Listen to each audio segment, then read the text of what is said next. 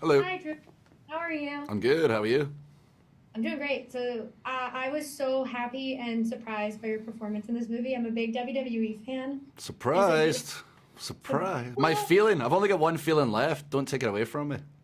no, because you were so good in this, and your recent run on the WWE, we've seen a darker side to you, and to see you kind of having fun and being this kind of, I don't want to call him a himbo, but this kind of boy who doesn't really know anything other than fighting was really fun. And so for you, what is it like to flex that acting muscle and get to show people a different side of who you are as a performer? It was so much fun. I love to try anything outside of the box, anything different. And this is not something I envisioned myself doing. I mean, a lot of people ask me, "You eventually gonna, do movies or something? You look like you're falling out of Game of Thrones or Braveheart or something." I was, we'll see what happens in the future. But David called me and told me about the part.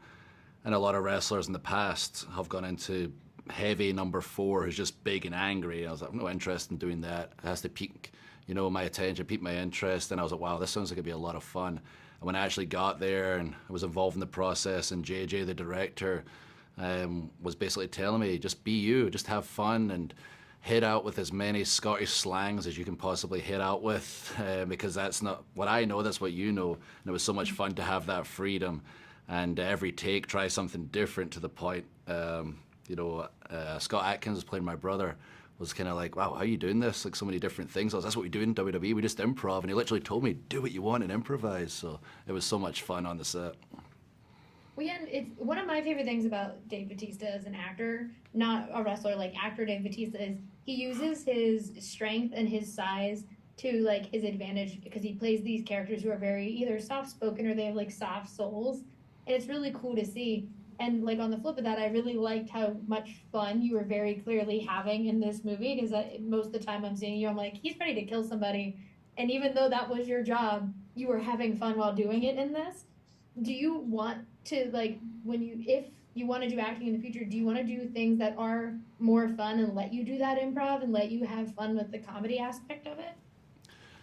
I mean, I guess it would depend on what's presented. Like, I'm very open to whatever excites me. I had a conversation with Dave today, actually, and he'd mentioned, hey, like in real life, you are like a lot like him, like soft-spoken, a little introverted, but such an imposing figure. He wants to see me eventually do something more dramatic and show that side and show that soft-spoken side. But at the same time, if I get the chance to be, somebody like Rory McKenzie, like in Killer's Game, and have that over-the-top fun, that's something I'm probably going to jump on as well. And I see so many movies potentially coming out in the future now that I wouldn't pay attention to before. Aside, I might watch that going, hey, wait a minute, I could see myself doing this. I wonder if I would fit in there. Oh, well, what if we did this? Which is, pretty exciting for me as well. I love that. And it's so my brothers were what got me into WWE when I was a kid, and I felt so bad for doing it, but also I'm like, no, it makes it more interesting when you watch wrestling in this way. I told my brother, I was like, oh, story structure wise, I know how this match is gonna play out. And he was like, how? I was like, I'm like watching the beats of a match and I can figure it out because I studied theater, and he got so mad at me. But then the next time he called me, he was like, "Oh, I was watching the structure." I was like, "Okay, well now you're being an asshole because I started that." But it is really interesting to kind of see how wrestlers transition into acting because you have to follow those same beats that you would in a match, but it's just a different kind of muscle. For you, what was the most like exciting part of seeing kind of the comparisons between acting versus what you get to do when you're in the ring?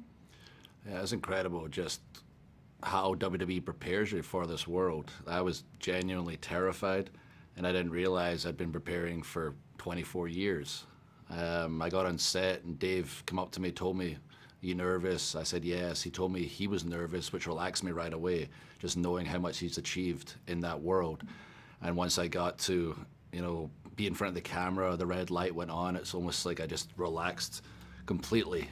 And yeah, the training kicked in that I didn't realize was there. I was able to just relax, be present, be within that character, what, like you mentioned, what we do in wrestling, and have fun with it. The only big difference was we get the real-time feedback of what's working and what's not working, and you can, adapt.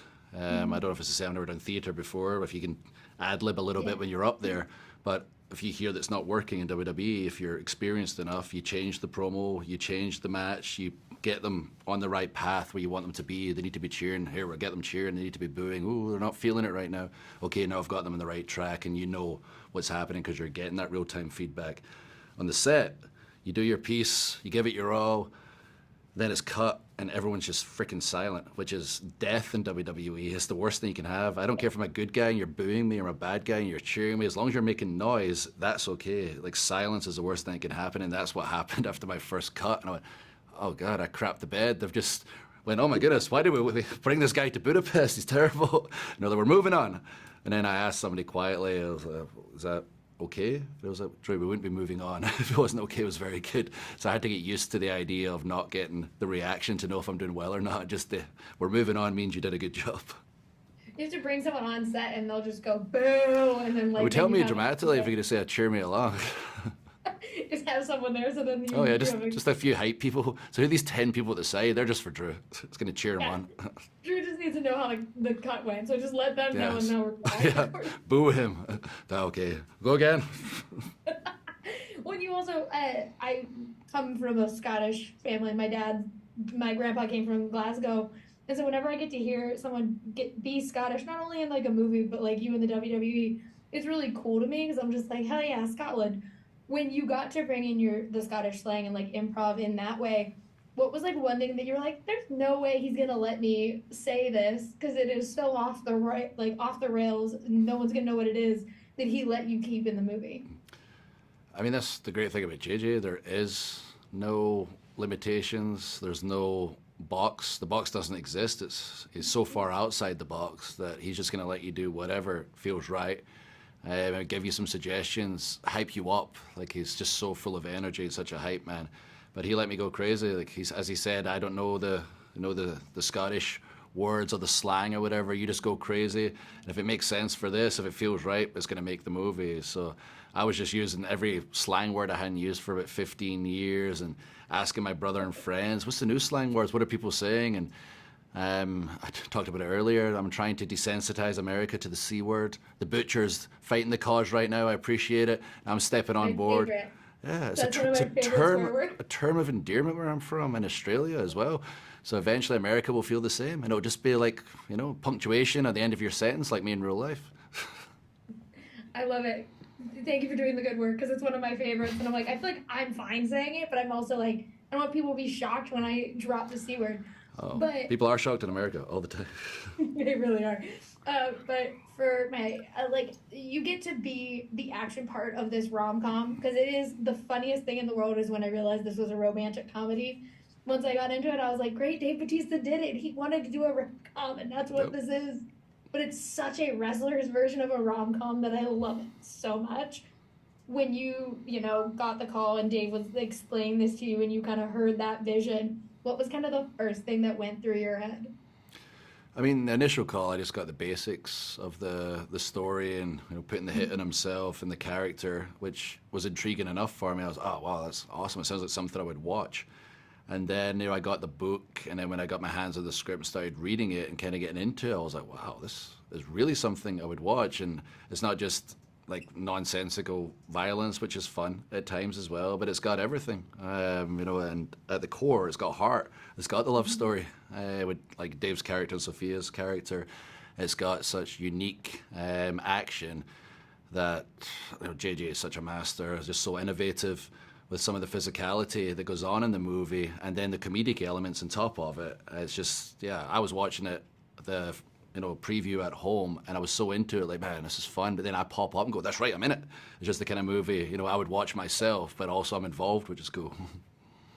I can't wait for everyone to get to see it. I called my brother as soon as I got out and was like, Drew McIntyre is so good in this movie. I can't wait for you to see the Killer's Game. So thank you so much for talking to me. I really appreciate it. And I can't wait for everyone else to get to see the Killer's Game too. No, I appreciate you. Appreciate the compliment. Thank you. Have a great one. Take care.